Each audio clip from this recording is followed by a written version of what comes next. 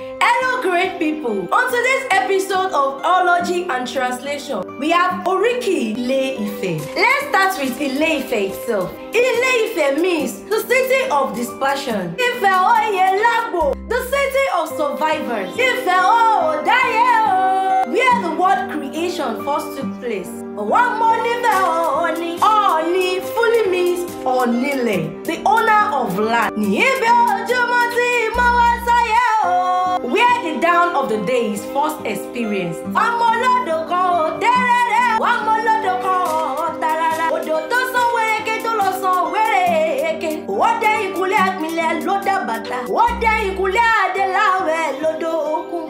of a river which floats around. It got to the compound of Aquile and became a mud. It got to the compound of Delaware and became a beach.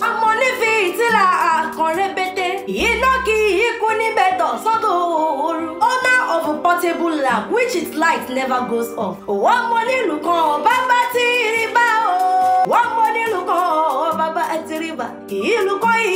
Look on. Ye don't forget Kusheo. I can take Berry, no vicious on it. What Nikeke Obodo, you are Baba Jawo, Bodo, yes. If you down is all, Boroni Ojolu. No, yeah. Honor of a big drum, which the face is made of lion skin, while the wire works are of elephant skin. People with Keke and Abaja must not dance to it. Only people with Shoboro can dance to it. Note, Keke, Abaja, Shoboro are Yoruba tribal marks.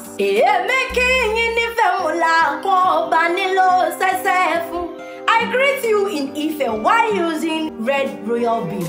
White coral beads are for the kings in Ife. Thank you for watching. I am Akoke Chanta. Stay tuned because there are more coming. God bless you.